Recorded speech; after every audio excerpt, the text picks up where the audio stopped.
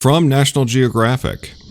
Surprising things you never knew about your cat. For starters, our pet felines' personalities are linked to their color. That sounds racist, says Gary Weitzman, veterinarian and author of How to Speak Cat. Despite ruling the internet, cats remain mysterious creatures. A paradoxical blend of needy and aloof, cuddly and conspiratorial, one of the world's most popular furry friends continues to delight and befuddle those of us, myself included, who live with them. Gary Weitzman, a veterinarian and head of the San Diego Humane Society and SPCA, is used to answering cat questions. He got them all the time as the host of a call-in radio show about pets and their problems. So after writing How to Speak Dog for National Geographic Books, it seemed natural to follow it up with a feline version. The result is his new book, How to Speak Cat. In honor of Big Cat Week, National Geographic recently talked to Weitzman about the crazy things that cats do. The interview has been lightly edited for length and clarity.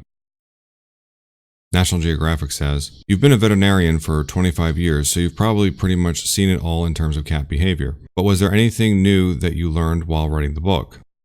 Weitzman answers, "There's the basic kind of facts that I learned, like Guinness Book of World Records type things, that I really didn't know. For example, the oldest living cat, now deceased, was 27 years old out here in Point Loma, California. But I learned that scientists think that cats respond better to women because women have higher-pitched voices than men. These facts are in bold print on every other page in the book, and nearly all of them surprised me." National Geographic asks, "Besides starring in YouTube videos, do cats have any other remarkable abilities that you learned about while writing this book?" Weitzman responds, "Cats can see in the dark 6 times better than humans. That's not something you learn in vet school, and you don't learn that working in a shelter or working with animals for decades. But 6 times better than a person? That's pretty impressive." National Geographic asks, "A cat's breed can certainly affect its appearance, but can it affect a cat's personality?" Weitzman responds, "Definitely. The color of coat is linked to behavior. For example, tortoiseshell cats, torties, can be independent and they usually like just one person, and they can be pushy about what they want. Torties and calicos and abyssinals all have strong documented links between their coat color and personalities. More anecdotal is the orange tabby, who is the poster child for the most gregarious, but personality really seems to go with coat color." National Geographic asks, "When people ask you questions about their cat's seemingly bizarre behavior, what are the most common issues?"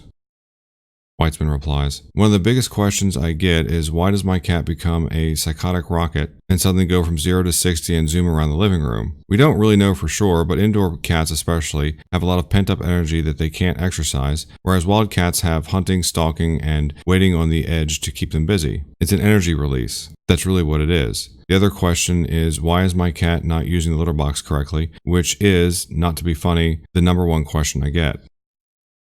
National Geographic asks, "Speaking of wild cats, how similar is our average house cat to its wild ancestors?"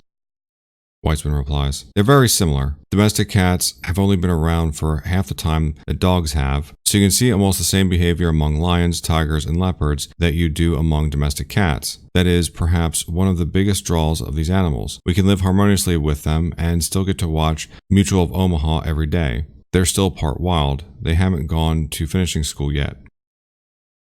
National Geographic asks, "With so many big cat species endangered, can our love for domestic cats help us save their wild cousins?"